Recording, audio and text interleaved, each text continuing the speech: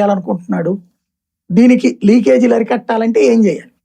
First దశలో ఇప్పుడు చేయబోతోంది నెక్స్ట్ ఈ కమిటీ ఇవన్నీ కూడా సెకండరీ.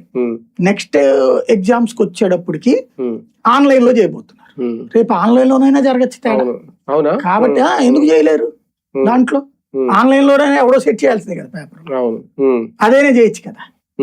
నువ్వు పేపర్ లీకులది నేను ప్రత్యక్షంగా పట్టించాను. ఓ మంత్రి గారు రాజీనామా చేశారు నేను ఈనాడులో ఉన్నప్పుడు జరిగినటువంటిది. నాకు పెన్ను గిఫ్ట్ కూడా వచ్చింది ఆఫీస్ నుంచి. ఆ రోజుల్లో ఏది 94, 96 మధ్యలో.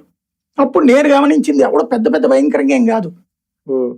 ఒక ఇన్స్టిట్యూట్ వాడు పోలీస్ స్టేషన్ లో వాళ్ళతో మేనేజ్ చేసుకుని ఒకటి తీసుకుని రాసుకున్నాడు అంతే. తీసుకొని కూడా తీసుకున్నారు పేపర్. అక్కడి నుంచి సర్క్యులేట్ అవ్వడం బిగినాయి అన్ని ఇన్స్టిట్యూట్స్. విజయవాడలో, గుంటూరులో ఇప్పుడు ప్రతిష్టాత్మకమైన విద్యా సంస్థల వృద్ధ యజమానులు ఉంటారు కదా, వాళ్ళందరూ జైల్లో ఉండగా కూడా చూసి వచ్చిన నేను ఒక ఇన్స్టిట్యూట్ లో టీచర్ గా పనిచేస్తూ ఆ ఇన్స్టిట్యూట్ ఆయనతో కలిసి వెళ్ళి చూసి వచ్చాళ్ళని. అప్పుడు ఈ లీక్ లేనప్పుడు అంటే ఆన్లైన్ లో 90% లీక్ అవ్వకపోవచ్చు అండి. అంటే ఇక్కడ ఇంకో విషయం సార్, ఆన్లైన్ అంటే నీట్ చాలా ఇంపార్టెంట్ ఎగ్జామ్ ఇది.